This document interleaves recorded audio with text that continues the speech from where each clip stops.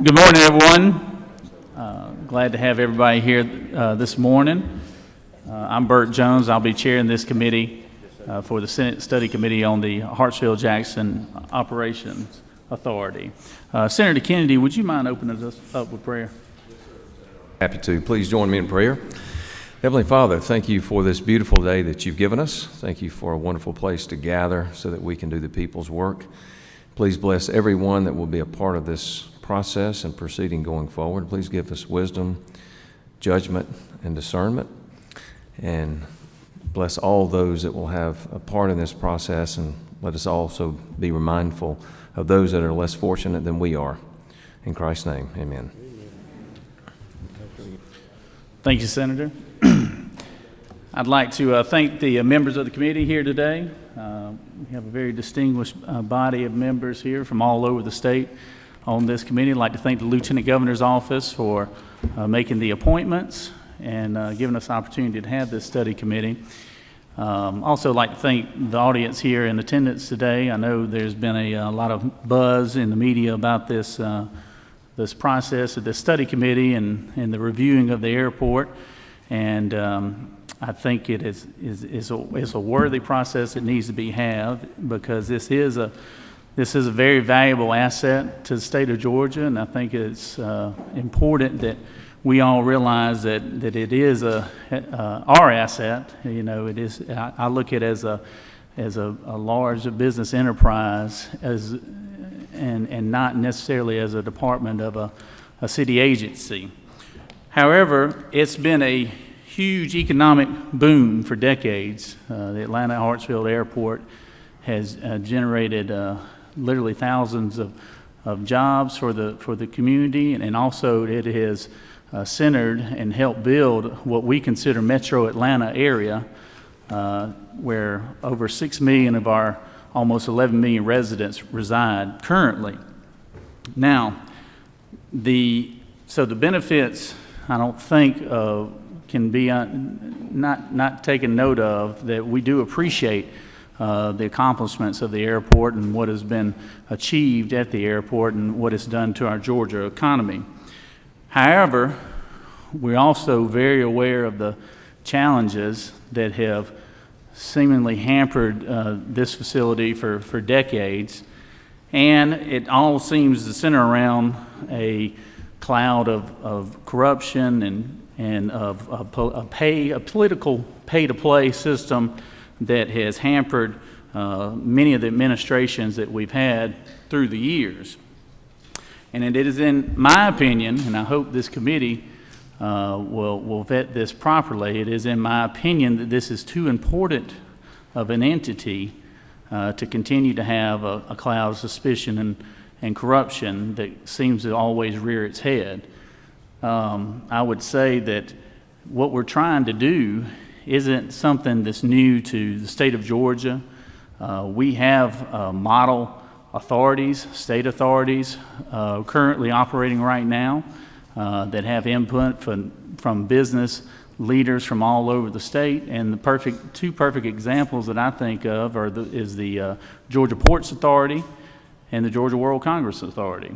Both of those entities are operated at an arm's length away from the political process, and I think that it is important to recognize that we do have examples of how authorities can work and how they are very successful as well.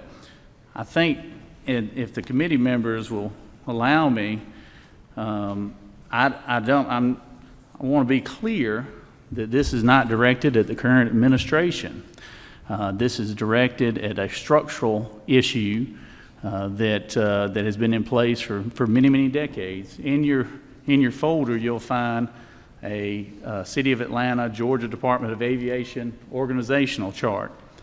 It's taken right off the city website, and it shows basically the hierarchy of the operations. You have a chief of staff, a chief operating officer, a chief financial officer, a city attorney, Department of Aviation, and 12 to 15 other positions that all fall under the mayor's authority.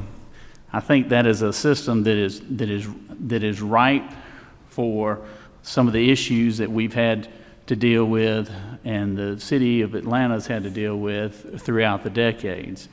And I think, like I said, not a direction towards the current administration, and they've met with the mayor on several different occasions and had very good, cordial conversations with her, and would like to have her, as well as the city council, be a part of coming up with a proper solution for these issues. I think this is too vital of an entity moving forward.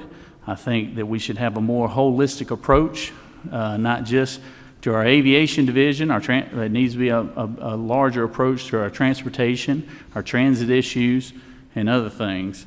And I think an authority would address those issues. Keep in mind, we've got a state of a population of almost 11 million, and we currently have the largest economic engine controlled by one elected official in a city that has a population of over 400,000. So to me, that's not giving proper input and statewide input into a facility that is so vital to this state's economy.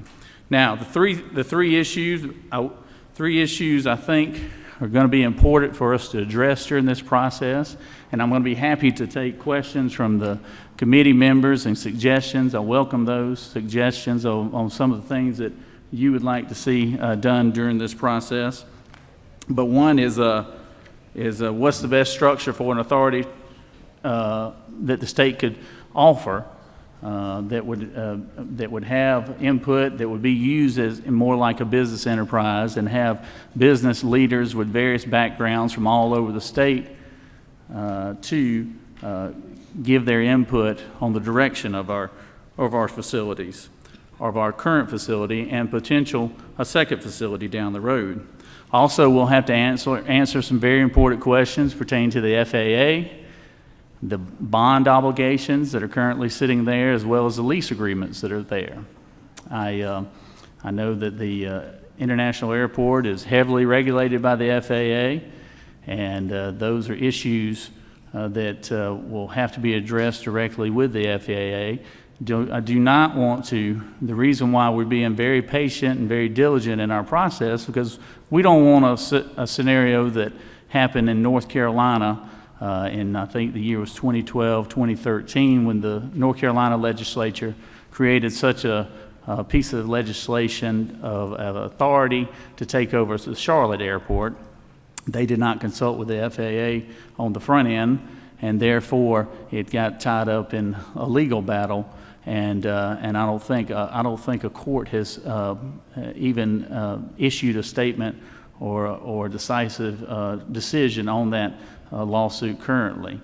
But the city of Charlotte retained the operations, but they had a nasty fight between their city and state leaders. So, with that being said, in your packet, there's going to be a couple of things I think will be of interest to you. There's a consulting firm that, in reference to the North Carolina incident, there is a consulting firm that did a complete study on the operations of the Charlotte Airport, and also what they found to be the best practices for airports.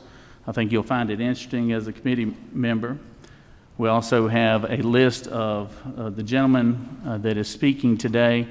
We have two speakers today. We have Michael Bell, who is a private citizen that's worked in city and county government at all levels in his career, and he'll be our first speaker, as well as Robert Highsmith, which many of you on this panel know, serving as the city attorney for the city of Atlanta.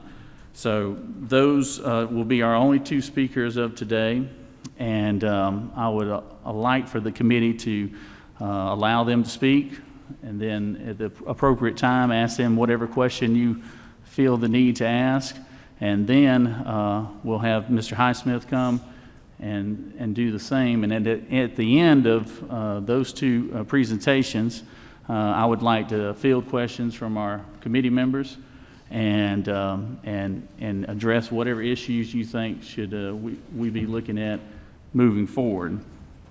So, with that being said, I'd like to introduce our first speaker, Michael Bell. Michael Bell is currently serving as the interim superintendent for DeKalb County School System, hired by Michael Thurman recently, and his history is a very distinguished history as far as in city and county administrative work.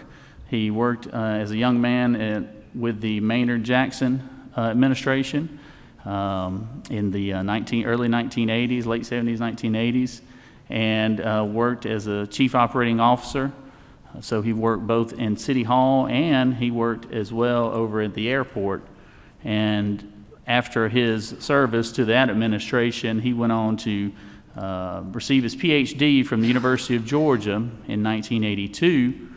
And his dissertation, his final work there for his PhD program, was a dissertation on the Hartsfield International Airport and the flaws that he saw 40 years ago, and suggestions of how those things could be improved at that time.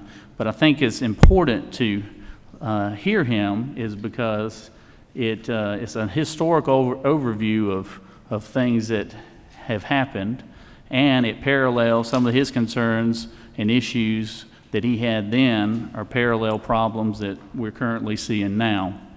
So I think that's good for us to have that historical point of view.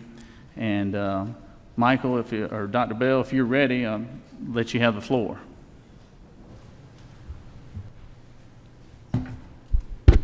Yes, sir. Thank you very much, Mr. Chairman, and the committee for inviting me here to make a few comments. I'd just like to make a few corrections to the introduction. I do have a high position with the school district right now. I'm not the interim superintendent anywhere. I have never been, okay? The doctorate that I'm speaking from, I completed in 1980 at the University of Georgia, okay? So the ink is dry, right? So it was 38 years ago. And since that time, I've been the CFO of a large city, a large county, and now a large school district. But I'm not speaking in relation to any of educational matters. What you see in front of you is just a title page of the dissertation as approved by a committee of professors in Athens in 1980, okay? What's unique about it is that we all are familiar with the academic PhD process where there's a lot of writing, okay? While I drafted this dissertation, I worked at William B. Hartsfield Atlanta International Airport. I started working at the old terminal building on Virginia Avenue, and then we moved the night of, I think, September 20th, 1980, down into Midfield, okay? So I was writing about it, and I was working there every day at the same time. The dissertation was a common sense, I want to say, examination of applying the public authority structure to what I felt and what I saw were problems at Atlanta International Airport. The public authority structure, there's a whole block of literature that one can examine, and I examined most of it, relative to what problems those structures solve. The term public authority was first uttered publicly on the record in 1908 when David Lloyd George came out of a meeting dealing with problems in the Port of London.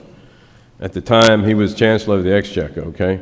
When he walked out of the room, he looked at the media, the assembled London press, and because they were having horrible problems in the river, and he said, "We have structured the public authority to govern the Port of London."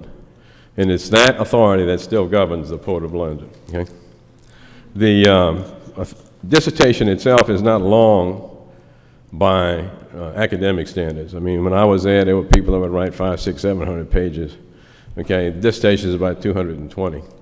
It did employ a survey instrument that went to 60 airports around the country, and back then you didn't have the internet, of course, and I got 25 or 35 responses and tabulated the results. Let's see here. I want to come down a page.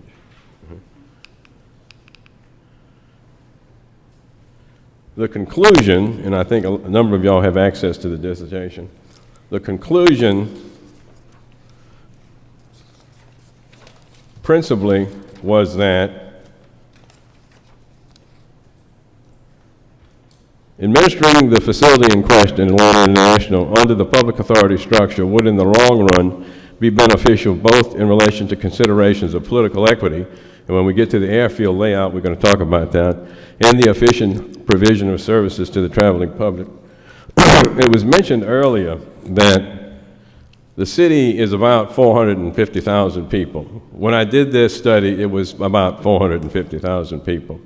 The distinction is that the 450,000 in 1978 was in relation to a metropolitan area of 1.8 million people. The metropolitan area now, of course, is about 5.8 million people. So the structure is pretty well still the same, but the size of the metro areas are substantially different. Could we go to the next slide, please?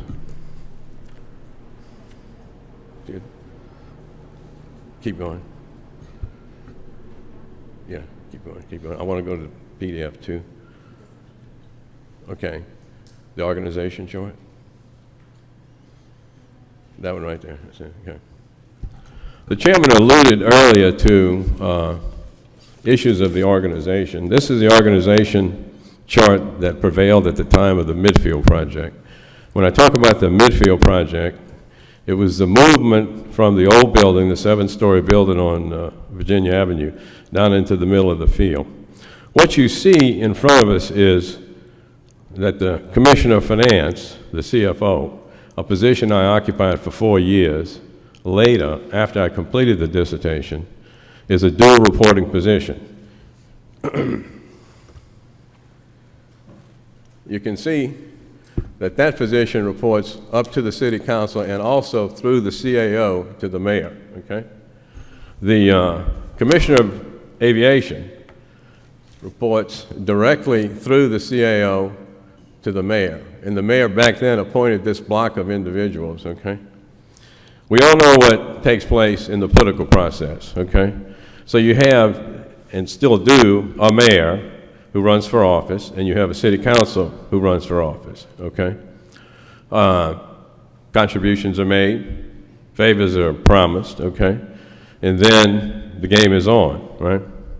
The sad part about it is that at the end of my 4 years as CFO, I had to testify in 2 or 3 federal criminal trials in relation to bribes being paid by concessionaires at the airport and others to the chair of the Transportation Committee, to the Aviation Commissioner himself, okay, and to the senior official on the Atlanta City Council. A lot of these folks got trips to Florida, all right? Now, luckily, the prosecuting attorney in that case was Sally Yates, right? Sally kept the show on the road and kept it to business. But back then, okay, there was positive evidence, of course, of rampant bribery, okay? And as we all know, the feds generally prosecute only a small part of what they can convict you on. My term as CFO was kind of surprising because I think Mayor Jackson, who I came to know, was familiar with the dissertation. I was living in Chicago. I was working for Kemper Securities, and I got the word that Maynard wanted to talk to me. This was in 1989, 1990. So I came back to the city, talked to the mayor.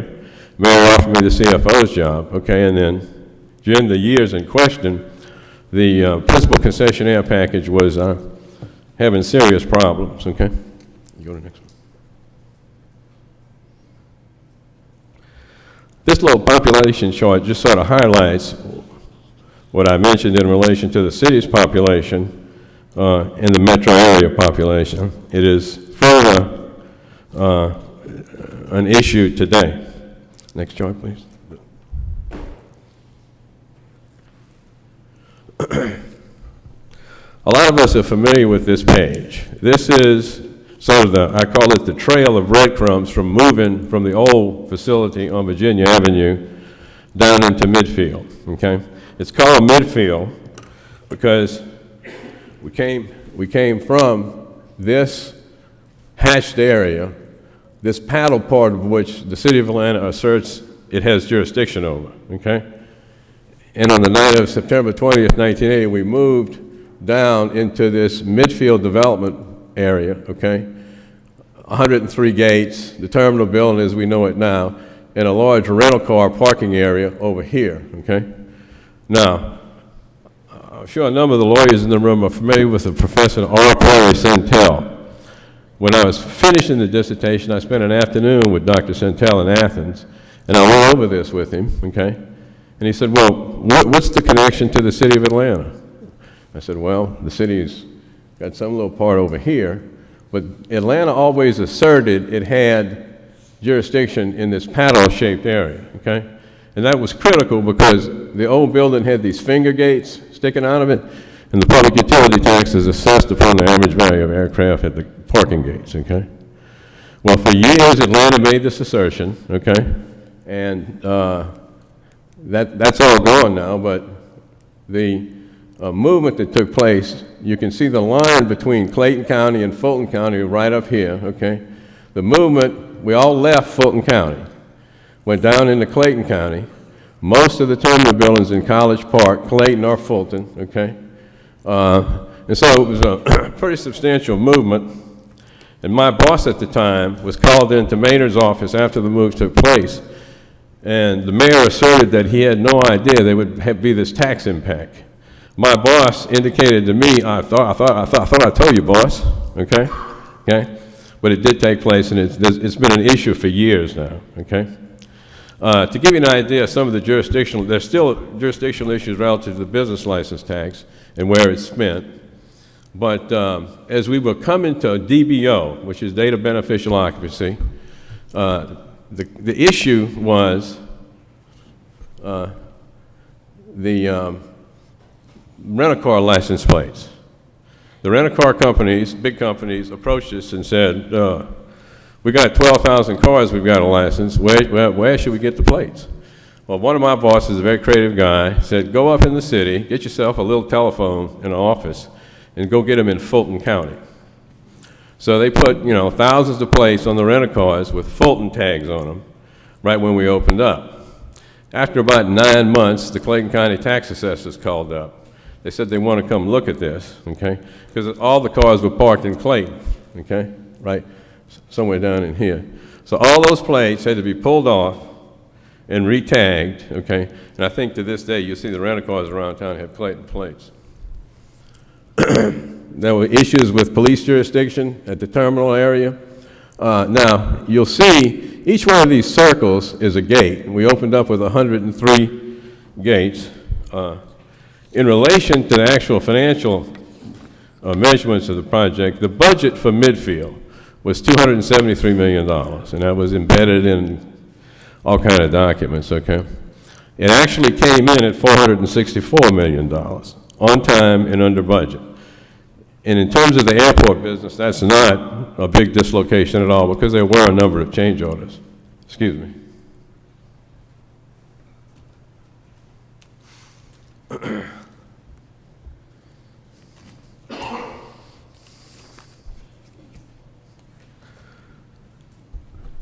Coming to the completion of the project, as y'all are probably all familiar, there were a lot of construction issues, field order issues, and that type of thing. Because this is big business at the time. At the time, the principal issuance, bond issuance, and I see we got like half the financing team in here right now. The principal bond issuance was a $305 million issue that had a net interest cost, that's how it was measured in those days, at 3.29%. So we banked, $300 million to start the project at a 3.29% interest rate cost. Okay. As we got to the end of the project, and in relation to some of the bid openings, it was obvious that confidential engineering information was leaking out because when the bids came in, like we would have an engineering estimate of $32 million, and we were under time pressure. Okay, the mayor was talking about the date of opening. Okay, and the low bid would be 36, 37, 38. Okay. And that happened enough to where it made us very suspicious that confidential engineering information was getting out to the companies, right? Well, when we finally finished, and we finished on time and under budget, we approached U.S. Attorney, and we approached, and we elected to sue for triple damages for bid rigging, okay? And it turned out that those engineering estimates were coming out of the City of Atlanta Contract Compliance Department, okay? And so we recovered about $10 million.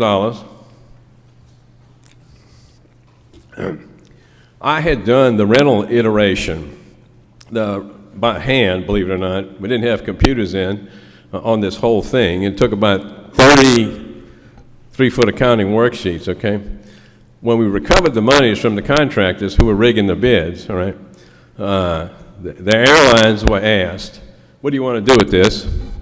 They said, let us keep it. I wanted to take it and reduce the cost centers and reduce their rent going forward, all right? But I think the decision was made higher up above me to let the carriers take it and split it up by their majority and interest components, right? So in that particular case, a great financial favor, I think, was done to the carriers, because in essence, they got a 30-year loan of millions of dollars, and we're only paying through rental components 3.29% back to the airport.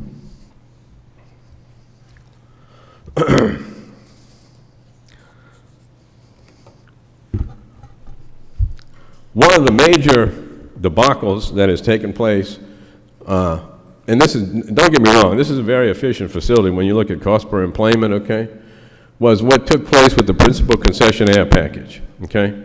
The principal concessionaire package was an attempt by the city to avoid all of the political pressure that was coming to city officials from concessionaires wanting business and wanting a sweetheart deal, okay?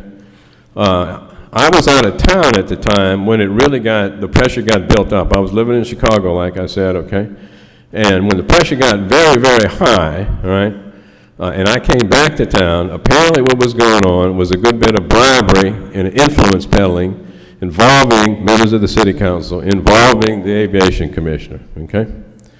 What really sort of put icing on the cake was Eastern Airlines bankruptcy, primarily the result of the Deregulation Act that took place in 1978.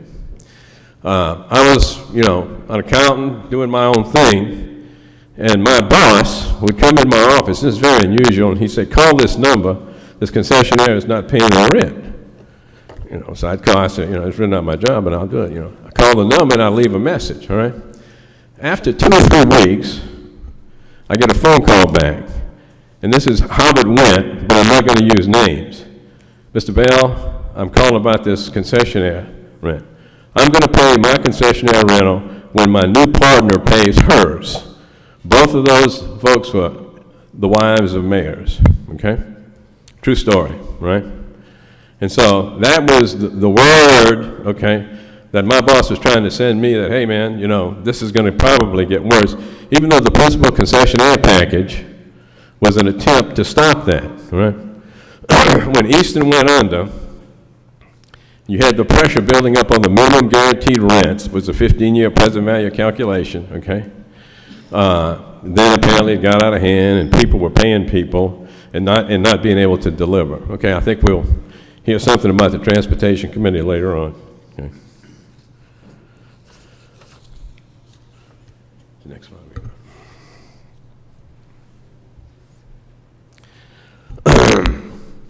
People ask the question, well, the airport is very efficient. It's the #1 airport in terms of employments and traffic in the world, and that's true. But there are good geographic reasons for that, and it is efficiently run primarily by the carriers and regulated by the FAA. Atlanta right now has like 44 million employments a year, big number, okay? In the old days, O'Hare, Chicago, was #1, okay? But because of the weather in Chicago, okay, then we would catch them periodically. But think of the southeastern part of the United States as a wheel, and Atlanta's right in the middle of the wheel, okay? So as, demographic movements took place, okay, technology and great investment at Hartsfield, okay? Hartsfield, because of the nature of the design, overcame O'Hare, and I don't think the weather's getting any better, okay?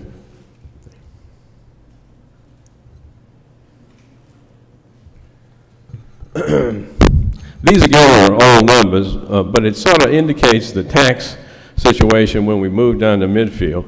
the jurisdictions that were, gaining the most from the old location on Virginia Avenue was city of course, Clayton County to a certain extent, Clayton School District. There's still issues with the school district. Fulton County, the Fulton School District, and to some extent the state of Georgia.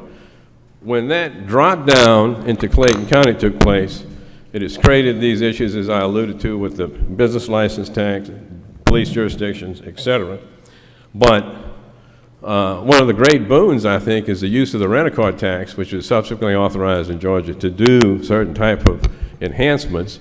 I think principally the Phillips Arena uses the rent-a-car tax.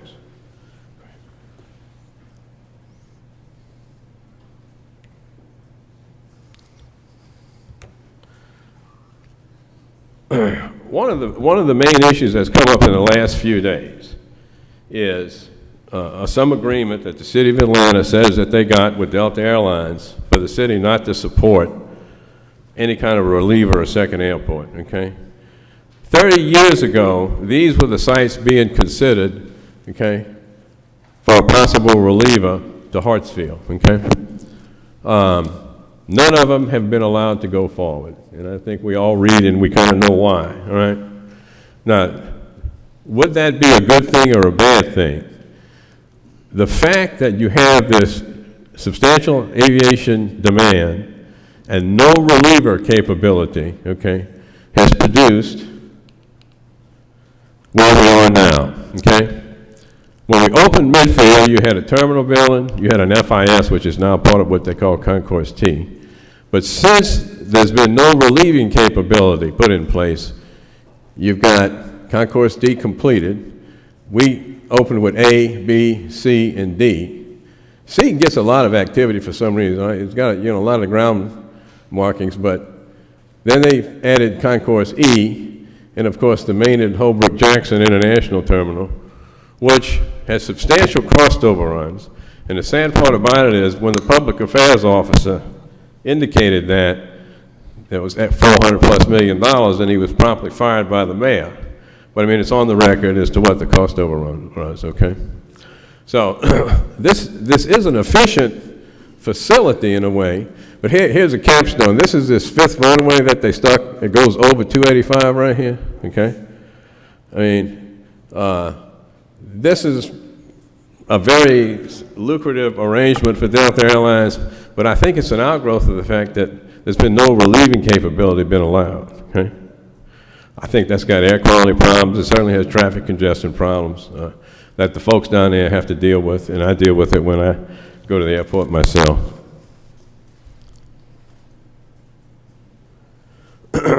So, that's my last slide, right? That being said, the dissertation is copyrighted in my name, but it's much more than 28 years ago, whatever it is, okay? If you look through it, it's an academic document, but I wrote it while I was working there. And every couple of years, this issue reoccurs, okay?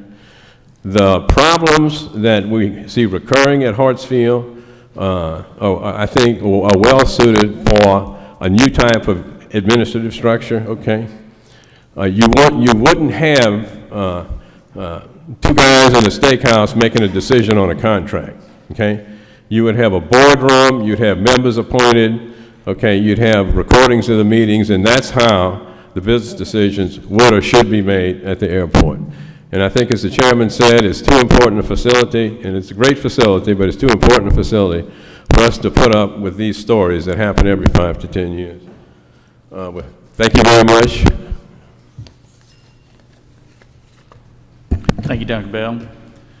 So, quick question, then I'm going to let the panel ask any questions they might have. From your experience in working in and around City Hall and at the airport facility under a different administration, obviously, many, many years ago,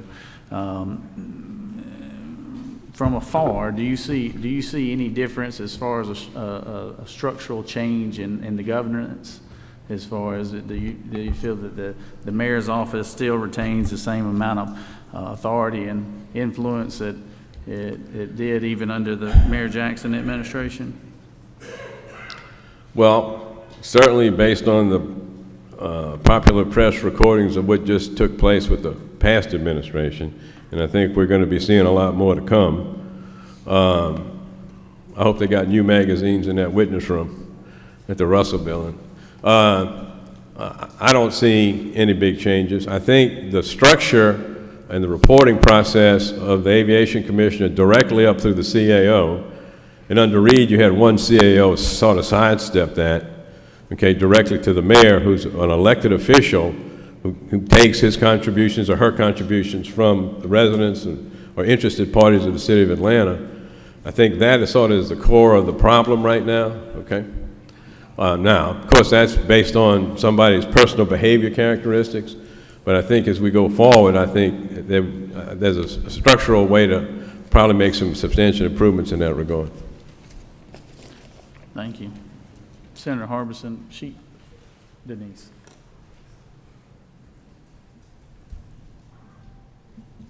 Thank you, Mr. Chairman. I wanted to ask a couple of questions, Dr. Bell. How you doing? Great. First of all, can you tell me about the timeline of the alleged corruption and scandal involving Hartsville? Why is it start in '82 and end now? Why has before now? I'm just for my own aggrandizement. Were there corruption kind of situations occurring before '82, or is this something that's just developed starting with the advent of Maynard Jackson's tenure? Okay. Can you turn that was in the packet, and I appreciate it. I got Thank it you very on. much. Yes. Senator Harbison, to answer your question, the question is, in our packet, there's a timeline on issues, scandals, corruptions, indictments, things that have taken place. 82 was the date that 82 was a number that we picked up in research as a starting point, just to illustrate that it occurred and walked it up from 82 up till current day, and just to illustrate the different administrations that these similar type activities have happened under. And so Dr. Bell didn't have anything to do with the starting of that timeline. He might could speak to something before then, but that was my decision and committee's research that did that. But thank you for the question, Senator. Thank you, Mr. Chairman. Secondly, if I may, I thought I heard you say that the, okay. I got it. I'm sorry, this mic is about dead, okay. Regarding the structure right now, if we were to go to an oversight kind of thing, statewide structure, do you envision that being a more conducive thing to better structure and wouldn't lend itself to as many questions being raised about that kind of thing in the future?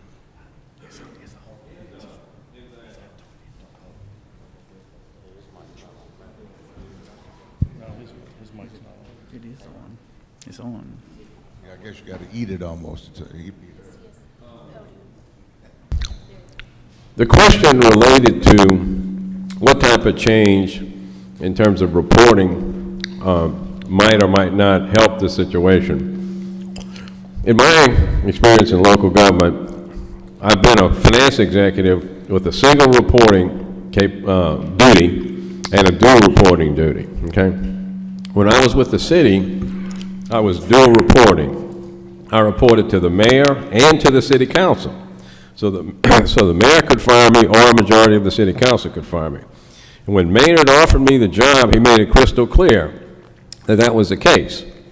Now, the way Maynard operated, though, he said, but never forget who's putting your name up, okay? The aviation commissioner is not dual reporting, as I understand it. And if you take a look at the organization chart, it's a direct shout up through the CAO, which is appointed by the mayor, to the mayor, okay? So the theory of the Autonomous Government Corporation and the airport authorities do say there's a more professional personnel function and better open meetings capability under the authority structure, because you would have a board of directors, 7, 9, 11 people, okay, rather than one individual who has the power to appoint you or fire you. That's important. And finally, the efficiency you mentioned, you said as it relates to the operation and the FAA and that kind of place, very efficient. Otherwise, you think it would rise to that occasion if we were to change the structure, would be your observation? Well, in terms of efficiency, I'm talking about really financial efficiency.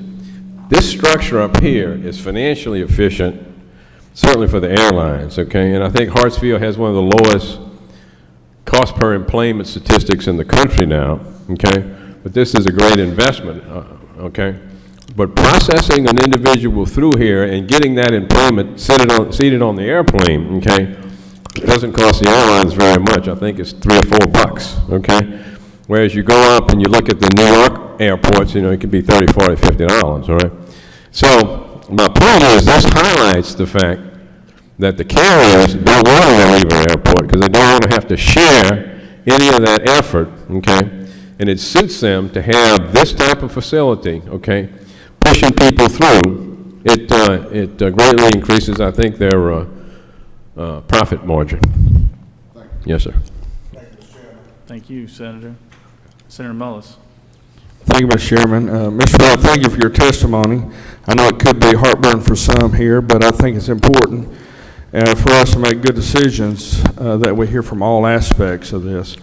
And this committee is wanting to find solutions, if there is any. And the organizational chart that you're talking about, what I would like that you submit in the very near future, your suggestion for an organization chart for the airport. I think that'd be important for finding solutions and also have recommendations from all sides of what it should look like. Yes, sir. If I could just say, there's a lot of hybrids here, and my dissertation was pretty a simple, straight shot at a aviation public authority. There are a lot of hybrids. I would love to work with the chairman of the committee to discuss that matter further. Yes, sir. Senator Beach. Yes, Dr. Bell, thank you for your presentation Yes, and sir. the history of the airport. I have a question. One of the things that the chairman mentioned in his opening comments, one of the issues we would have to address would be the bonds. And Yes. those bonds are paid from revenue generated by the airport, correct? By the airport or the concession organization, yes, sir. It's a net pledge deal. In every debt service dollar, the rates have to be set to where you have a 20% coverage factor. Yes, sir. So in your opinion, I mean, we have a AAA bond rating, the state does. Would there be a problem if a state authority was created in transferring those bonds to the authority from whoever's holding those bonds now? Well, I'm not a bond counsel, but I've worked with some of the best in the country. I left Atlanta, went and worked on Denver, was an airport consultant for a while in Miami. I have asked that question because I have heard certain people who make public comments for fees say that there's some kind of poison pill in the Hartsfield bond structure, okay? I've had some pretty smart people look at it, and no one has really seen it now. There are about 2.5 to 3, I want to say, excuse me, 1.7 to $2 billion worth of outstanding bonded indebtedness at Hartsfield, backed by multiple agreements, okay? I've been in the bond business a number of years to know that you generally can modify. If you reissue, you generally can modify. But Mr. Senator, if your comment is, does the state's AAA credit rating give the state some additional flexibility, and I don't recommend using the state's credit rating on this issue. The airport does not have a credit problem. The airport has a management problem, okay? Hartsfield is rated A1 right now. I think there's only one authority that's AAA. I think that's Minneapolis, okay? But a revenue bond operation like Hartsfield is, with the fluctuation in oil prices, is it's going to be very rare to get to a AAA, okay? But I do believe the state's AAA would give the state folks working on that great and added flexibility in the event, in certain instances, they wanted to pledge it or use it, okay? But the airport doesn't have a credit problem. Now, when the price of oil goes to $82, $3, $4, $5, $6 a barrel, okay, If you put the state's credit rating on that, then you're putting the state in the oil business. The airlines are in the oil business. The state shouldn't be in the oil business. But it is an important tool. Yes, sir.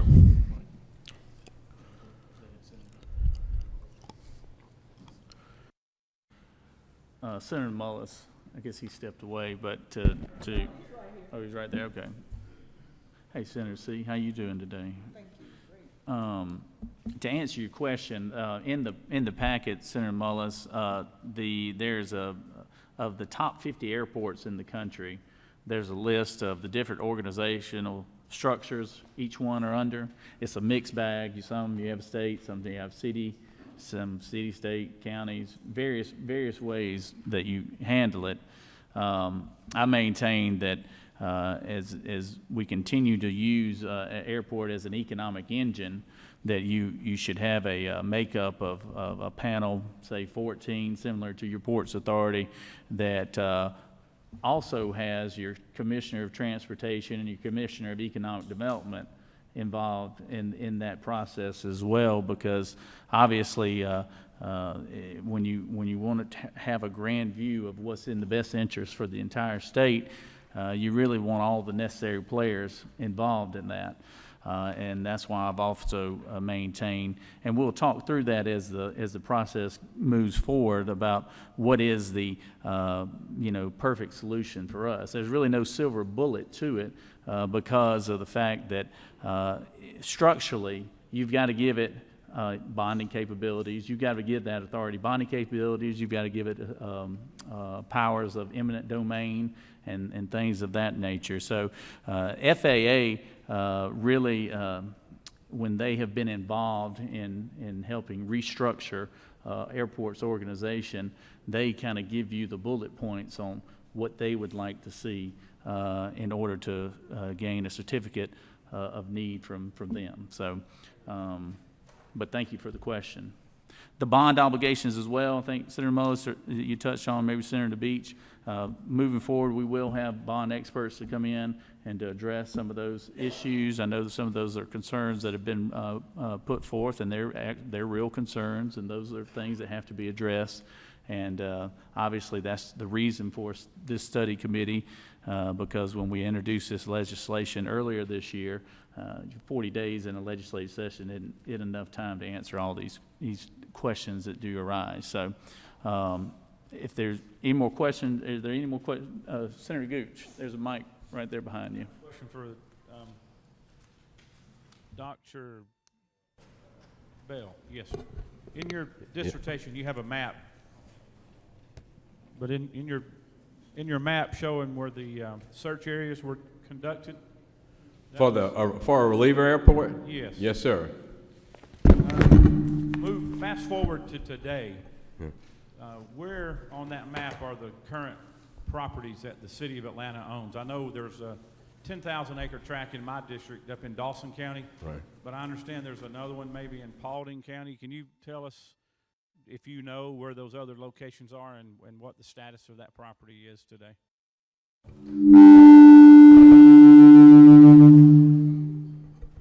Sorry. You're putting your finger on a trenchant historical point. When I was working at Hartsfield, this issue of a reliever airport came up. And there's some smart guys there, and they said, we're not going to do this, but we're going to go buy some property. And I think one of the sites was an old Lockheed site, okay?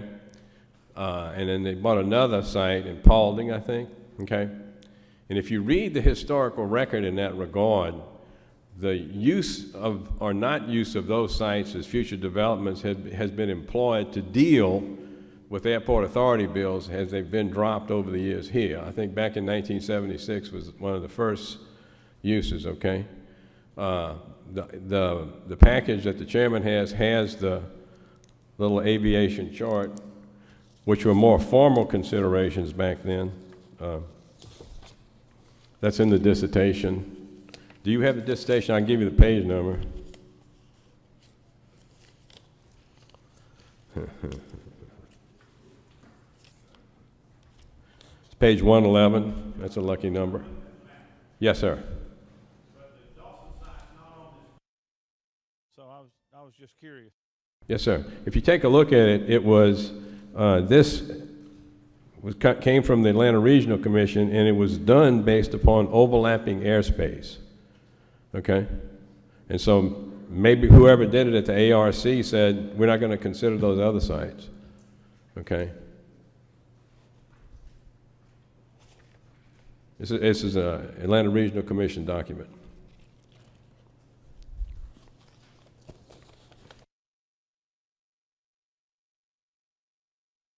Is that all you have?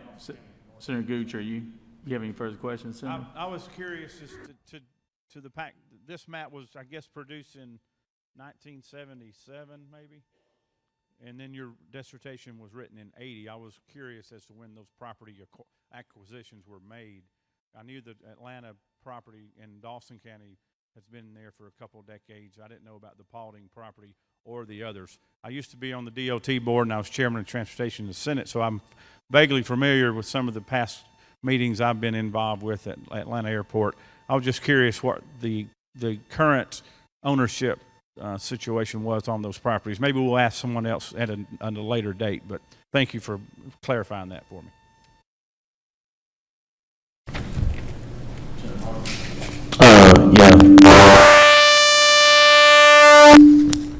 Dr. Bell, thank you for your presentation, and you know, I will also echo a lot of the comments of my fellow colleagues on the committee and the chairman of the reasons why we're here, and I think you summed it up quite well in one sentence, that the airport doesn't have a revenue problem, it has a management problem. And I think that's evident going back for quite a number of years. And you know, I think it's important that we're here for the reasons that we're here, and looking into the issues that we see. You know, airports are very important to economic development. They're important all across this state, whether it's a commercial airport like Atlanta, Hartsfield, Jackson, or if it's a little small area airport in a small community. You know, it's definitely a driver in our state, and it's something that is important to our state. And I think it's so important to our state that it's important that we're doing what we're doing today. And I think you would agree with that. I just kind of following up with Senator Gooch and his line of questioning about a second location. You know, there has been some conversation about that over the years, and you know, there are a lot of major states. Georgia's the 8th largest state in the union. And you know, we have one major airport in Georgia. You look at other large states across the union, and they have a number of major hubs. You know, I know mainly that this what you have before us mainly is looked at the Atlanta metro area. But during your time, was there any look or consideration about something outside of the Atlanta metro area? If there was, is that something that, in your opinion, that during that time that, you know, and even now, I think there's some holdback or some concern from the current operator of the airport of a secondary location. And I think that plays into the part of the reason we're having this conversation, because we need to make sure we're doing what's best for the state of Georgia, not for one specific entity. So I guess my question would be, was there any look at another area outside of the Atlanta metro area as far as a secondary location is concerned? My recollection, and keep in mind this was a long time ago, is that I do not recall any serious look, okay? Keep in mind that this great facility is owned and operated by the City of Atlanta as a line department, okay? Just like, you know, the business license department, and that's what they occupy in the organization chart. And the chief executive of that facility is the airport general manager, they call it now, but reports directly up to a mayor, elected, okay? In the course of putting together the Midfield project and administering it, okay, you have hundreds of meetings with the airlines. So the airlines, as an interest group, constitute themselves by an MII, a majority in interest. The biggest carrier with the most activity has the biggest percentage vote, and that's the way it was back then, okay? That's how they do things in the terminal building, and that's how they do things on the airfield. There's a different airport use agreement on the airfield. It's called the MII, okay? So it's a team effort between the city and the airlines, okay? And it has worked for the airlines when you take a look at this facility, which is, you know, very congested. To give you an idea, Hartsfield, when I worked there, sat on about 4,800 acres. When I moved to Denver to work on the Denver airport, okay, the city of Denver struck out and bought the new Denver airport site at 50,000 acres on the way to Kansas. Okay, and I said, man, I think you're buying a little too much, you know, I don't know. But so you've got a group of people, it's an interest group of people who take care of the issue. And so you couldn't, if you went into an airline facilities meeting and says, well, I want to look at a second airport, you know, in middle Georgia, they'll say, yeah, we'll put it on the agenda maybe, okay? So the folks that did this are very competent folks, and they produced a great facility, and it is economically efficient, okay? But in terms of the broader picture, okay, it will take the Atlanta Regional Commission to get on board, okay? Or it'll take an authority board to get on board to do something like that. But no, I don't recall any serious conversation like that, no. Thank you, Senator. Any more questions? Senator C. Thank you, Mr. Chairman, and let me apologize for being tardy. I'm looking at the map on 111, and I am seeing Clayton County, which we know has quite a bit of Hartsfield-Jackson International Airport in its space. I personally was one of the 5th runway buyouts. My husband moved our family down there when the kids were starting elementary. So I do know that there's been a lot of growth. But today's question brings me to loss of revenue that Clayton County is being brought into the bigger arena with less income streams. And we are really having a concern as a delegation about that. Not sure what direction to go. There's a lot of locked doors in that whole scheme. I'm not sure during your dissertation time if any of that was part of it, because I haven't gotten through your whole big stack of stuff yet, but I will. But speak to me, if you will, about Clayton County specifically, because that's the district where I pay my property taxes, where I've raised my children, and where I currently live. Those are very good points. And I think I did have one chart that showed the change in taxation taking place when we left Virginia Avenue, which is up in Fulton County, and dropped down into Midfield. Like you say, 70, excuse me? On a specific page on your, in your handout, because I'm still on page 111, so if you're talking about something that's on another page, I'd like to follow you. Yeah, excuse me. Go back to it.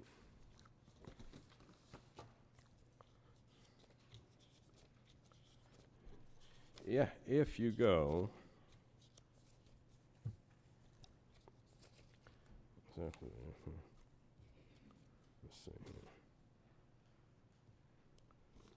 page 108.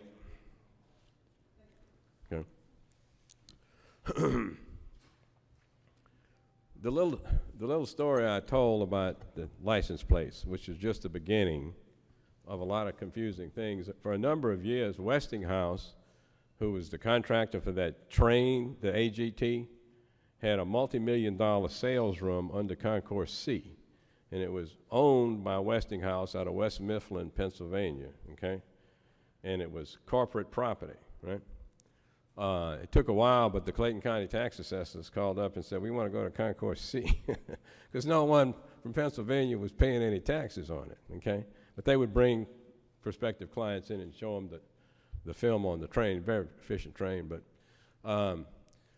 the tax situation, and I alluded to the business license tax situation, I think the Georgia law when business licenses were refined, said that the business license revenue has got to be spent in the city that the business is located, okay? But it turned out for a number of years that business license revenue was coming up to Atlanta City Hall, okay? That, you know, I think that might still be in court. I don't know if it's resolved, okay? I'm familiar with Dr. Beasley and the situation with the schools in Clayton and this FAA enforcement issue, okay? In the dissertation, it's referenced that multiple jurisdictions have been fighting over this facility for years, and it's made money for a lot of lawyers, okay? But if this is settled, there would be payment in lieu of taxes negotiated. The revenue stream in Hartsville can more than afford payment in lieu of taxes to folks that got these taxes or don't have it anymore or have some interest, okay? To give you an idea, you can't, if you go to the airfield layout on the big, not that one, the earlier one, that one, okay. This is a kind of history that you got to kind of live. These taxiway elements up here, they don't exist anymore, and down here. For years, on the airfield in Atlanta, you had two big cross taxiways. Okay, that's when the gates, the finger gates up here, came out of that old building that Atlanta asserted was in their jurisdiction, okay? When the airlines realized, and the fellow who actually designed this was a great Georgia Tech engineer named Maxwell W. Walker. Max, if you're out there, I hope you're doing well, okay? Realized that the midfield concept, okay, that a gate, a plane leaving the gate would know to go south, or know to go north, that you wouldn't have these two cross taxiways, which is probably the most aviation burning intersection in the United States for years, okay? So the carriers right away said, man, this is a great plan, okay? All right? That was a great boon to the carriers, all right? When that was eliminated. Additionally, Delta's headquarters were up here on Virginia Avenue in Fulton County, and correct me if I'm wrong, the wellhead for the jet fuel being pumped out of Baton Rouge by Plantation Pipeline was carried in Fulton County for years, okay? But they realized when we moved to Midfield, they could drop it down into Clayton because at a lower sales tax and save millions and millions of dollars, okay? So there are puts and takes in this, okay? My point is that all these multiple jurisdictions and the different governments that were benefiting earlier, okay, that got impacted, some of which still benefit, okay? You could negotiate payment in lieu of taxes. You know, there's got to be an adult serious negotiation that you would commit to pay these organizations, okay, going forward, right? I think there's just as much concrete on the ground there as you're going to put. I don't know how you could put any more. Thank you, Senator. I believe in Clayton County, about 70% of the real estate of the airport is in Clayton County, isn't it? Well, I know we got quite a bit that's gone away, and we do need to have a revenue stream that's sustainable, because we should not be, and I know you guys heard me from the well say it all the time, the redhead stepchildren on this side, south side of Atlanta, when the world's busiest airport sits on its dirt. Thank you, Senator. Okay, Dr. Bell, I think if there's no other questions from the panel, Senator Lucas, how are you today? Good, good. Senator Dugan, anything? Okay. All right. Dr. Bell, appreciate your time. Yes, appreciate your historical insight to what you saw firsthand while you were working there, and that's what this was for today, to get a historical point of view, and appreciate you taking the time and the effort to come over here and allow us to hear from you. So thank you very much. Our next speaker, but before I introduce our next speaker, I do want to recognize the Council President, Felicia Moore. Council President, I want to say hello to you. Just so for the record, Council President Moore and I have had several conversations. We've had good conversations, but we've agreed to disagree, and that's fine. You can do that in politics. But I appreciate her leadership on the city council, and appreciate you making time to come here and see this. I know this is an important issue for you as well. So, Mr. Highsmith, I know you said you wanted to have an opportunity, and I'd love for you to have an opportunity here. Mr. Highsmith, most of you on this panel know Robert Highsmith fairly well. He is currently acting city attorney for Atlanta. Is that correct, Mr. Highsmith? And you're currently acting city attorney for the city of Atlanta, correct? I'm outside counsel to Outside counsel, to the okay. city, Mr. Chairman. Nina Hickson, who many of you know and have worked with over the years, is the newly appointed city attorney for the city of Atlanta. Okay, I got you. Thank you for clarifying that. And the floor is yours. Thank you, Mr. Chairman, and thank you, members of the committee. As the chairman says, I'm with Holland and Knight. We have represented Atlanta's Hartsfield-Jackson International Airport for almost 20 years in a wide variety of matters before Congress, before the FAA, and before this body, the Georgia State Senate, for many years. The chairman recognized Council President Felicia Moore. She was my district councilwoman in District 9 for 15 years when I lived in District 9 in the city of Atlanta. Wanted to make sure that she is recognized. We also have the Senior Deputy General Manager of the airport, Michael Smith, is with us. Michael, and we have Walter Vinson, who longtime head of government relations for the airport, and Megan Middleton, who many of you know has, since the Franklin administration, represented the city full-time here at the state capitol and in other government affairs matters. It's our goal, Mr. Chairman and members of the committee, to demonstrate to you that your airport, the world's largest and most efficient in your capital city, is in good hands, and that it will continue to drive economic growth in the city of Georgia now and well into the future under the management structure that it currently has. We're looking forward to getting through this process with you to demonstrate that to members of the committee. And Mr. Chairman, I want to specifically thank you for your open-mindedness on the issue. You've been very clear on your position, but you've always listened. And that includes giving me an opportunity to speak today, and we're grateful for that.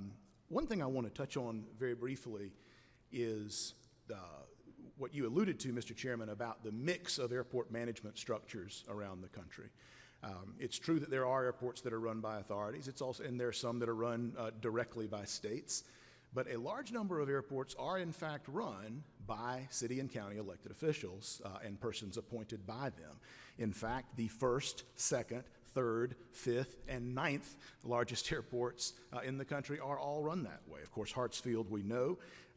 Chicago's O'Hare is run by the Chicago Department of Aviation under a general manager appointed by that city's mayor. LAX is a little different. The mayor appoints a board. But the tradition there in Los Angeles is that when a new mayor comes in, that board typically changes, and the new mayor appoints a new board. So that's typically, LAX is typically considered also to be under city control.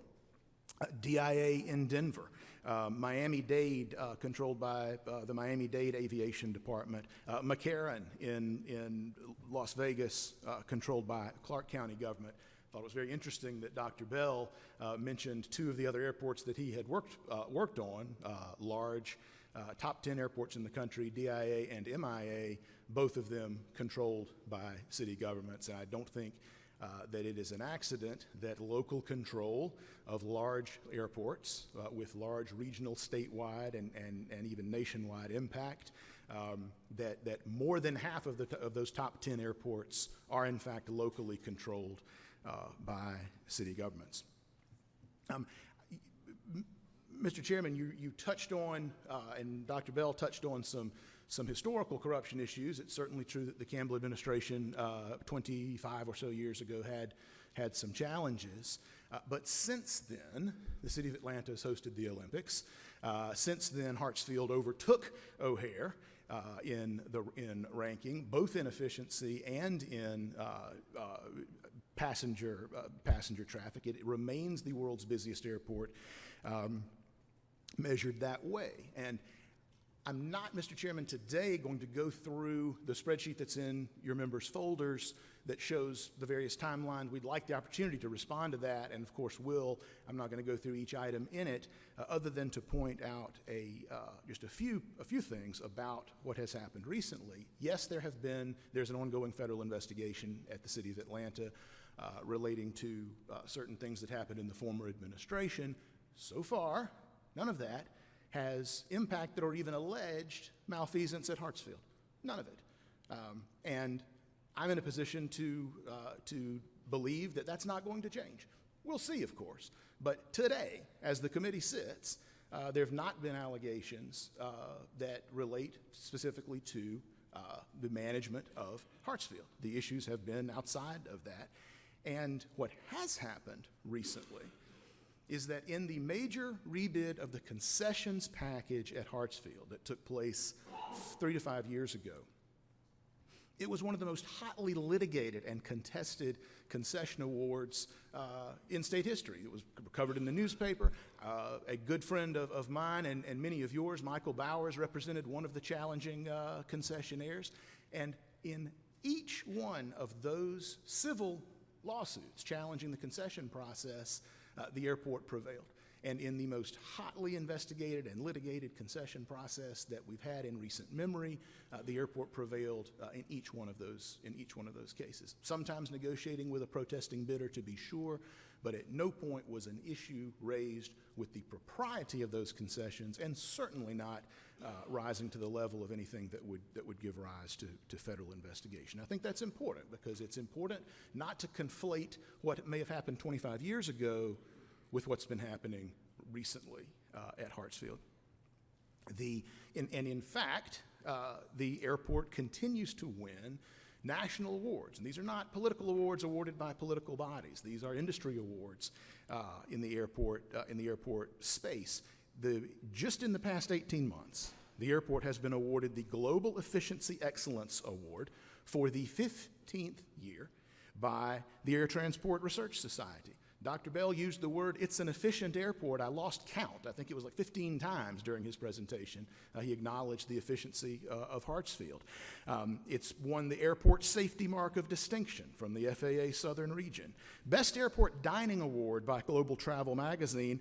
And Airports Council International just last year awarded Hartsfield second place in Excellence in Airport Concessions. Excellence in Airport Concessions. Again, coming out of a process, hotly litigated, the airport prevailing in each case. Favorite airport in North America, Tracy Travel. Visual and Performing Arts Award from the Governor's Award for the Arts. So all of these things are happening today under this management structure at your capital city's airport. And it is our goal through this process to continue to demonstrate that under the management structure that we have, that growth can continue and will continue to drive economic development in the state. Bonds. With all due respect to Dr. Bell's very lengthy history of holding the opinion that he holds since he wrote it all down in 1980, I urge this committee to look to the Georgia State Finance and Investment Commission for guidance on the state's bond issues and to rely on that source. And many of you received a letter from GSFIC back during the legislative session, Mr. Chairman, when your bill was pending, that raised very serious concerns about the potential impacts to the state's credit, even under an authority revenue structure. And Mr. Chairman, I'm not going to get into the weeds on bond issues, as I'm sure that the committee will undertake that, and we'd like the opportunity to make a more technical presentation on those issues at the appropriate time.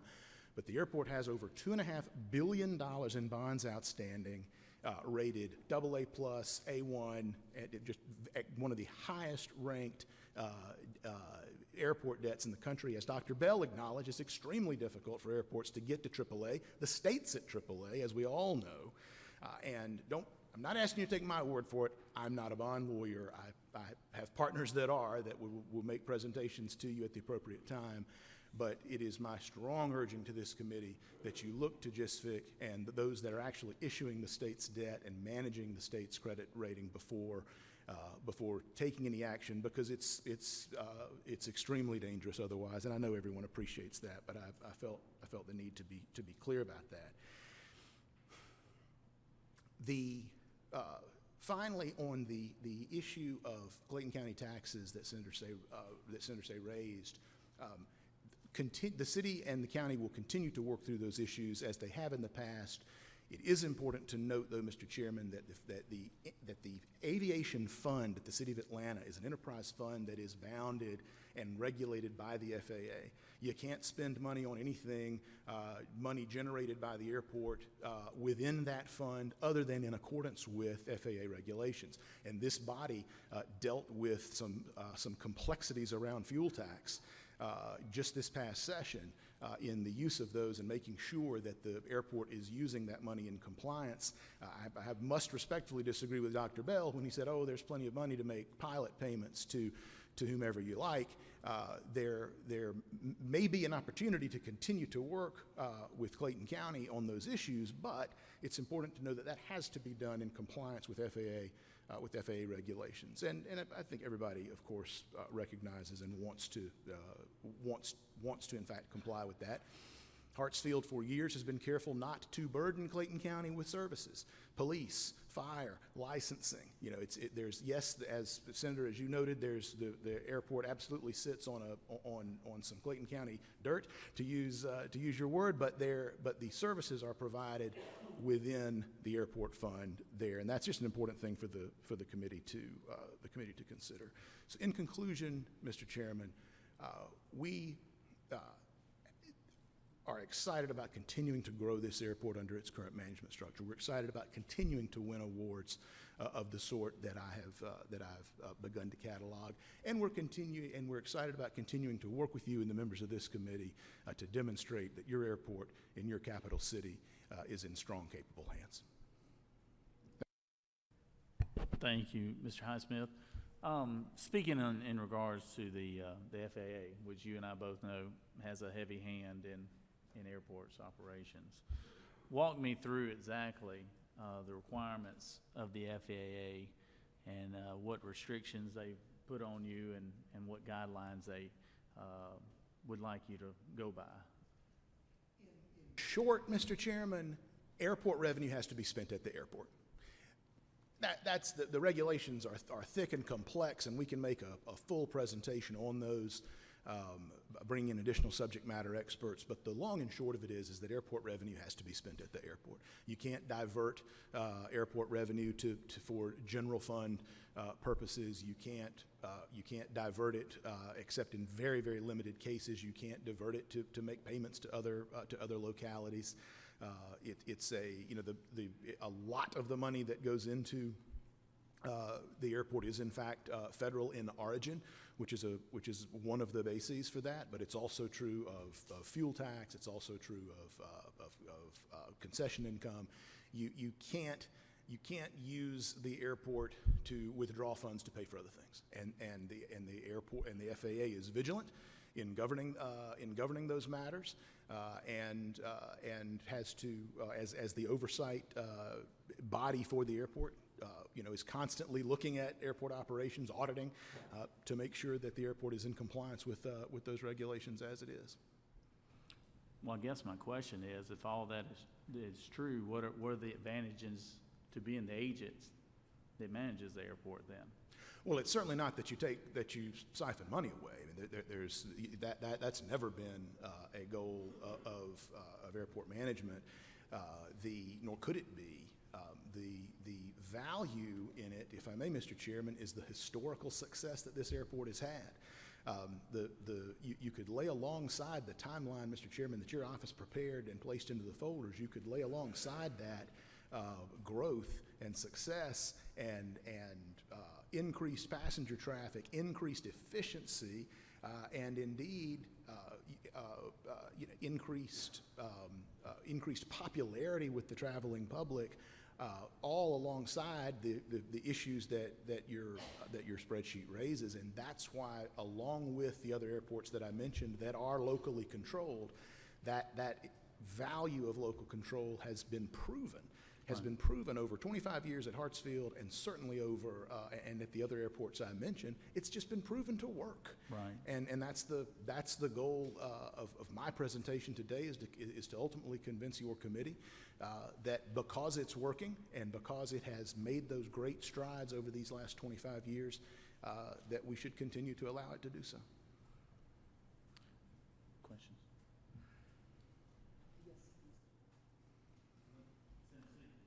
Thank you so much, Mr. Chairman. Because I serve on public safety and I don't know the answer, can you tell me if Hartsfield-Jackson International Airport has a jail? And where do they house people who need to be incarcerated? There is, I don't know, Senator. I know Hartsfield doesn't. If they maintain a jail, I don't know its location. I suspect if there are crimes committed within a jurisdiction like the city of College Park or Clayton County, Okay. that's where they're tried. And Clayton County was one of the answers, because I do know, even though you provide services, that's by design, and we do answer calls to the airport because we do have that dirt, as we just spoke about. Yes, ma'am. Thank you, Mr. Chairman. I have another one, but I haven't quite got it ready yet. So if you can go to somebody else, I'll come back.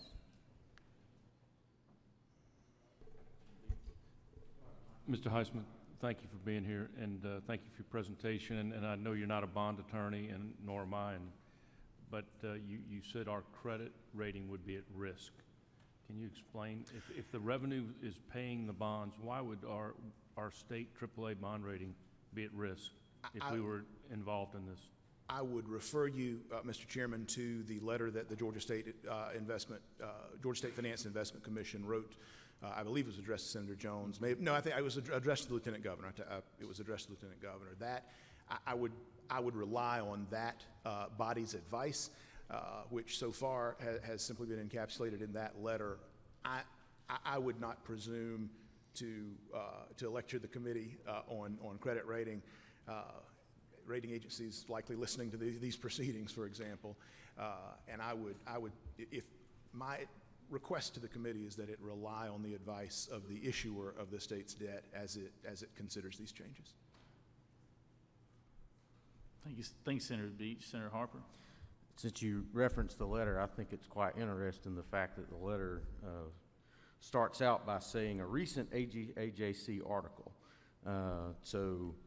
The impetus of the letter, apparently from the person that wrote said letter, decided to take it upon themselves to write said letter without any outside influence, according to the opening. But I think what's quite interesting is the letter specifically says that it is possible. It doesn't say that it will happen, it just says that it's possible. So is it not true that a person of a similar background and of a similar history of understanding these issues might have a different opinion that maybe the bond would not negatively affect the state of Georgia if their opinion is that it's only possible that it could affect the bond rating? Senator, all I would hazard to say about that is that the Georgia State Finance and Investment Commission and the Deal administration and the Purdue administration before that have shepherded this state to a highly coveted AAA bond rating that saves taxpayers hundreds of millions of dollars in interest costs each year. And if that body has raised that concern, that is, I would give that primacy over really anyone else's opinion on the matter, and that's my urging to the commission. I have partners who are bond lawyers. I work with the top bond lawyers throughout the state on a wide variety of projects. It's certainly true that you can get different opinions from different lawyers, but the ones that I would rely on if I were you would be those that have shepherded the state to a consistently AAA across all three agencies rating, saving taxpayers hundreds of millions, billions of dollars over the time in the 16 years of the Deal and Purdue administrations. And I'm just urging the committee in the strongest possible way to consider the impact that these proceedings and these decisions might have on that. I would not hazard to say more about it myself, Senator. Understood.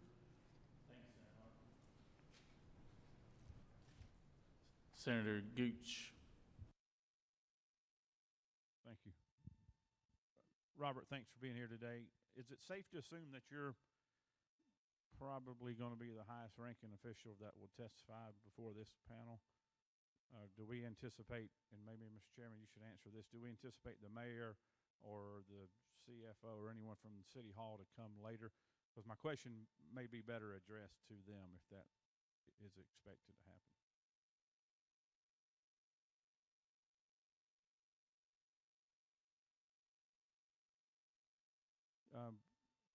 Does the airport do its own audit, or is it incorporated into the city audit every year?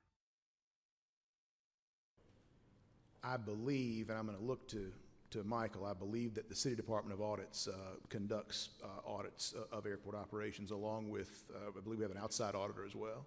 Yeah. It's the airport operation solely as an independent audit, or is it incorporated under the normal audit of the city government? Separate audit? Okay, and thank you. I guess it's available online to be reviewed if we want to find it. It would be. It's a public record, yes, yes, Senator. In the past 10 years or so, do you know of any studies or any work that's been done by the city and by the mayors and the city council members of the past to look at how to restructure the operation of the airport to avoid the potential conflicts that we see here? Now, we can open the newspaper or turn on the news any day of the week and you'll see public officials being indicted all over this country, not only at the local level, but at the state and national level. So I don't know of any form of government that's ever going to completely eliminate wrongdoing.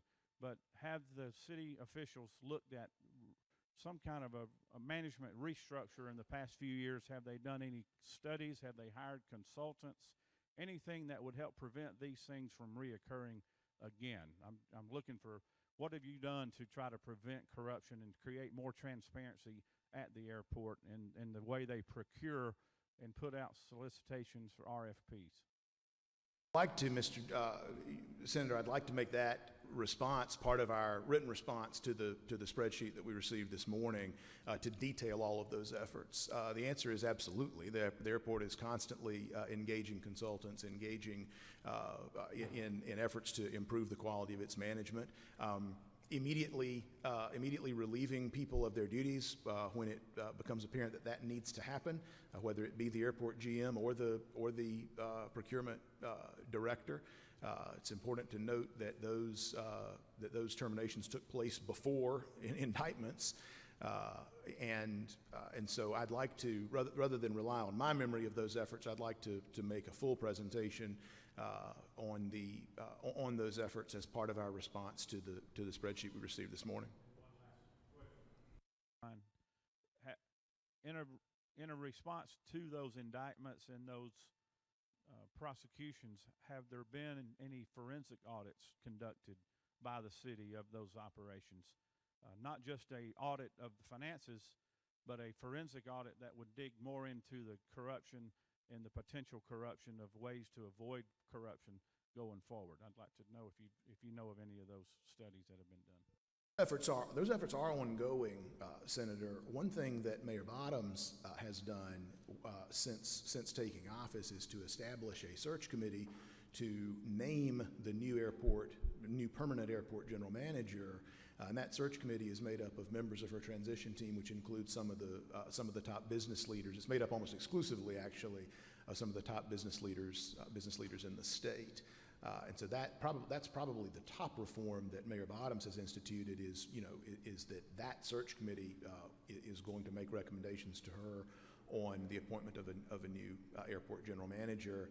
And again, even with people that do not stand accused of airport corruption, but who nonetheless, held titles like city procurement officer, immediately upon any suspicion being raised, those people were immediately dismissed. And if I may, that, Mr. Chairman, is one of the top substantive benefits of this management structure, because the airport general manager does report, as has been noted, to the mayor, When issues arise, that person can be terminated immediately. It's not a lengthy board-driven power is diffused process. We've seen lots of examples of potential corruption in other areas of government where it takes a little longer than maybe it should to get rid of a bad apple because of more complex management structures. I would submit to this committee that when people in city government come under suspicion for wrongdoing because of mayoral control and because of this mayor's commitment to root out corruption and to transparency, those people can be relieved immediately. And that's actually one of the things that is strong about having this form as opposed to a more diffuse governance structure of the sort that may be under contemplation. Senator Gooch, do you have anything else? No, thank you. Thank you, Senator, and thank you, Mr. Highsmith. I appreciate your time today. Senator Dugan. Hold on. I know. I apologize for that. Let me get that. Hold on one second. See.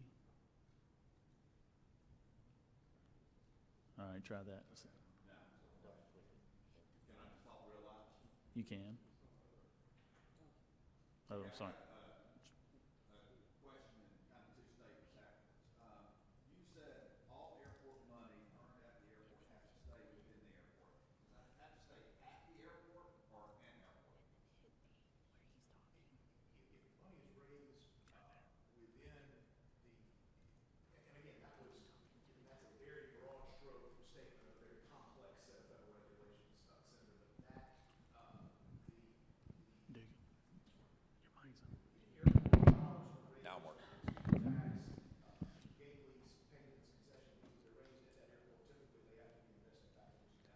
I want to confirm that, because my understanding of the regulation has to stay within aviation. So if you're telling me if it's raised at Hartsfield, it has to stay at Hartsfield, I need to see that. And yeah, and I appreciate that. I want to be very clear that I was trying to give a concise, broad brush answer to the chairman's question. Yeah. Those regulations are complex. They're it's the Part 121 operations very complex, and we want to make a complete presentation on those issues. But I did want to give a concise answer to the chairman. And I appreciate that. But you're experienced enough down here that if somebody doesn't ask a question over a statement that's made, it's held as gospel from that point forward.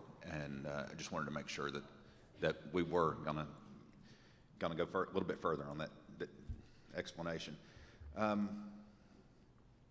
And Mr. Chairman, what I'm taking out of this so far this morning is I'm clear that we don't have a bond expert in the room, because everybody stood up there says they're not a bond expert. So it would probably be in our best interest that's to have part one. of the next couple of meetings is talk about the bond issues and the procurement and vendor selection process. And just so you're aware of this, I asked research to look up the corruption rates of the other city managed airports that we've referred to in the top 10 to see how we sit in comparison to those. So I don't like to ambush anybody. I just let you know that's coming. No, absolutely. Thank you, Senator. And Senator Harper. And I know, Robert, you'll get back with us, and this is something that we do need to look into. But I guess if we look at referring to the revenue tax question that Senator Dugan asked about specifically being spent on the airport, that it's raised or others, I think there may be a difference between state and local proceeds as well, and maybe we need to make sure we differentiate to see if there's a difference in the FAA, the way the FAA may look at state dollars or tax dollars versus local tax dollars that may be raised or may be levied at airports, and whether those dollars have to be spent on that airport, or can those dollars be spent on any airport within the jurisdictional boundaries of the entity that levied said fee or tax. So I guess you kind of get my question. So if you're looking into that, maybe we can get an answer to that one too. Certainly, Senator. And we'll look into that a little more detail as well. Certainly. So, thank you. All absolutely, those are things that are complex but ascertainable, and the committee should have full knowledge of that. I will say that whatever those regulations permit is not going to change if you change the governance structure. I No, mean, those, yes, no, it is a separate question. That's exactly right. Yes, sir. Thank you. Thank you, Senator Harper. Senator C. and then Senator Kennedy. Thank you, Mr. Chairman. Mr. Highsmith, is it not true the city of Atlanta could absolutely pay Clayton County on properties at the airport if the legislature, our bodies, had not provided them exemption, that FAA would absolutely not prohibit that tax? I'd want to research that, Senator, before I gave an answer on that. I mean, again, it is a complex interplay between state legislation and FAA regulations. You know, my most current information on it is what the state had to do vis-a-vis the fuel tax just earlier in this session, as the senator's very aware. Thank you, Senator C. Any further? Well, I just want to make sure that we would not have had to react if it was a FAA issue. So therefore, and I would like to make sure that as we move forward, some of these questions are answered. And Mr. Chairman, while I know time is moving, but the general body that's here, including some of the delegation from Clayton County, how do they get their questions answered by this committee? Because I would like a process where we can submit them, so when we have another meeting, we can answer some of those, because they are some burning questions. Yes, absolutely, Senator. You can either submit them to me All right. or Denise. Thank you so much. And we appreciate them. Thank you. Okay, I know I've got a group of people that have to, on the committee here, that will have to leave here pretty soon, so I want to take Senator Kennedy and Senator Beach. Senator Kennedy. Thank you, Mr. Chairman. Thank you, Mr. Highsmith, for being here, and thanks for answering our questions. I, too, was struck by the comments you made earlier that the airport revenue has to be sent to the airport, and following up on Senator Harper's questions. What I'd like to see, and I think would benefit the committee, we talked about revenue, but as you know, there are different definitions of revenue. And what I would be interested in, I think the committee would be interested in seeing, is a listing, a schedule, spreadsheet of all revenue that comes into the hands, if you will, of the airport, and any corresponding obligations that the airport that you understand are required for those particular categories of revenue that the airport receives. And I think it would be the intent of the committee to place as broad a definition and as broad approach as you possibly can on looking at revenue. And what I mean by that is any and all money, funds, taxes, fees, license fees, whatever it may be, that comes to, through, ultimately gets to the airport or because of the operations of the airport. What happens to it? What are the obligations? How are those funds being treated now, so that we can see exactly the flow of funds of everything that goes to the airport from a financial aspect? Absolutely, Mr. Chair. Absolutely. Those are all of that is public information and ascertainable, and much of it contained in the audits that Deputy General Manager Smith was mentioning. Absolutely, we'll provide that to the committee. Okay, thank you.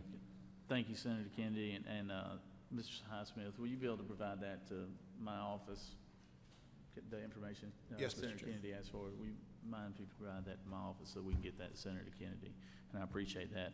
Senator Beach. Yeah, thank you, Mr. Chairman. Mr. Highsmith, I kind of want to piggyback on Senator Gooch's comments about, if y'all have ever looked at governance structure and maybe having a board of directors or whatever you'd want to call an advisory board or whatnot. I'm going to make a statement here. A few years ago, Grady was in trouble in the Metro Chamber. I see some people from the Metro Chamber here took the lead, and they get some professionals involved, and Tom Bell and Pete Carell, Bernie Marcus, and they have made a complete turnaround and done very well. So I'm just asking you, in your opinion, you said you think it's great that you just have one person to report to. You don't think it would be good to have some oversight or some business leaders involved in making decisions for the future of the airport? Well, first of all, Mr. Chairman, This mayor absolutely believes that having business leaders involved is important to the continued viability of the airport, which is why the search committee for the general manager is chaired by and staffed by top business leaders in the state, as has been reported. I am compelled to point out that Grady was governed then as now by something called the Fulton DeKalb Hospital Authority, an appointed board with diffuse powers, and was in dire financial straits, requiring if memory serves, a 9-figure infusion that the business leaders that stepped in, including Mr. Carell, as you mentioned, had to help raise. And that's simply not the case that we have here. I mean, we have an airport that is winning all of the awards that I mentioned. Even Dr. Bell, who's entitled, of course, to his opinion on governance, acknowledges the efficiency, the economic efficiency of the airport. Even according to Dr. Bell, the best credit rating that an airport is likely to get based on its exposure to the vagaries of fuel prices and other factors. You couldn't have a governmental entity further away from financial trouble than Atlanta's Hartsfield-Jackson Airport. And so I would submit to you, Mr. Chairman, that the factors that led the business community to help Grady and the authority that governed it survive, none of those factors are present here. But the underlying point, Mr. Chairman, that you make, should we have business leaders involved in the management of the airport? Absolutely, and that's what this mayor has done with the search committee that is hard at work as we speak, selecting the new general manager. Any other questions? All right, that was going to be my last question, but I'm not going to ignore my good friend and seatmate, Senator Lucas. So, Senator Lucas, you'll end the day here with your question. Mr. Smith, what is the total bonded indebtedness of Atlanta Hartsfield? It's about $2.4 billion total bonded indebtedness, Senator. All right. Is that GO bonds or is that revenue bonds? I don't think any of it is general obligation. It's all pledged revenue, so pledged sources from airport revenues. All right. That's $2.4 billion. And what I will tell my colleagues, you know, our Constitution said that we can't spend any more than 10% of what we take in after we pay all our bills. So we took in about $30 billion last year, and of course we can only spend about $3 billion, and that's general obligation as well as revenue bonds. So while we look at that, we need to look at everything that we deal with as far as the state of Georgia. And then if we're going to look at Hartsfield International, we need to make damn sure that we got our ducks in line. Thank you, Senator. And thank you, Mr. Highsmith. Thank you, Mr. Chairman. Yes, sir, absolutely. Thank you, Mr. Chairman. Yes, sir. And thank you, Mr. Highsmith. I know you're not a bond attorney, but I want to thank you for your representation to the Capitol of all the government affairs work that you do. We enjoy working with you. I want to kind of end on a different direction here. Recently, I had the good fortune to go to Shanghai, China, with Senator Bitch Miller and Representative Christian Comer and the governor's staff, and we had it was an economic development and diplomatic mission, and it was very, very successful. Part of that, though, was Delta's inaugural flight to Shanghai, along with the airport staff. And part of the mission was to sign an agreement with the Pudong. I'm probably not pronouncing that right because I'm from Chickamauga. But the Pudong Airport and the Hartsfield-Jackson Atlanta International Airport, which was a big deal. It was a super event with the president of the airport in Shanghai and the Atlanta representatives. And they did an outstanding job. But the message is that the reputation of the airport is very impressive because they even used the most efficient and the largest airport in the world. So that was a good thing. And I know that the outer appearance of the airport is very positive. So I hope that we keep the same thought process as we proceed with this. But thank you, Mr. Chairman, and thank you, Ms. Highsmith.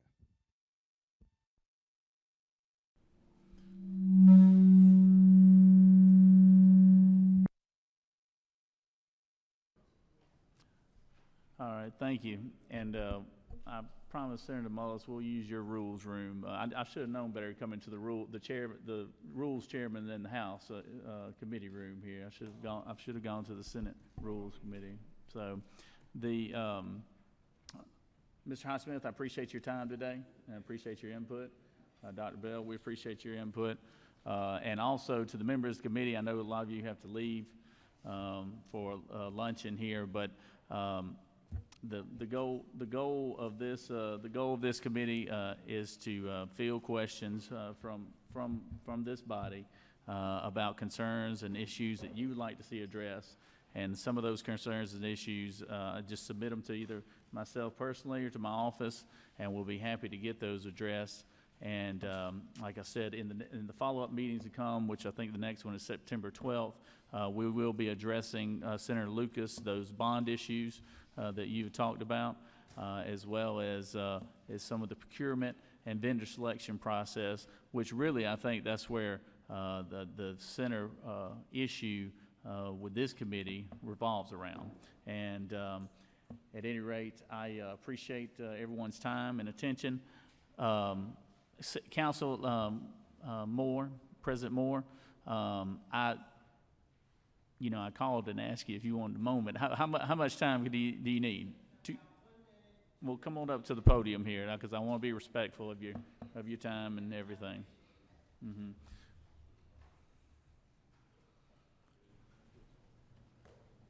I do want to thank Mr. Highsmith, who is our outside counsel, but I am an elected official from the city, and I wanted to more specifically answer Senator Gooch and Senator Beach's question regarding what the city has done or is doing related to more oversight or independent audit. So first of all, we have a charter mandated independent audit function that is separate from the mayor and the council, and they provide audits and have done so for the airport and for other operations within city government. But we also have a city council, which should and is a check and balance. We have several new members. I am now president. I was a member of council. We are committed in the midst of all that we're going through to transparency, accountability, and check and balance in city government. To that standpoint, anytime we're seeing these issues, as we see how they are evolved, we're directing our attention to them. I authored a piece of legislation, but as president cannot introduce it. Council member Andre Dickens, who I appointed as chair of Transportation Committee, introduced it, and it was passed. And it's for independent procurement review officers. And they will review any contract valued over $1 million. And that will be headed under our charter mandated independent audit function, which will not have the influence of the mayor, which will not have the influence of the council. And it's a direct response to an audit that the independent auditor did that showed us some fallacies and some missteps that had happened in procurement that had taken place at the city. And so that was one way to address that. We need someone other than the mayor's office and the council reviewing these things. So there are steps being taken. And I will also be going to the Finance Executive Committee next week to talk about some sort of a compliance officer for some of the other areas that we see done. So I just didn't want to leave here and let you all believe that there wasn't things that we are addressing. And I will continue to address them. And the council, particularly the new members and the old members, we want to address those. And I just wanted to make sure you were aware of that.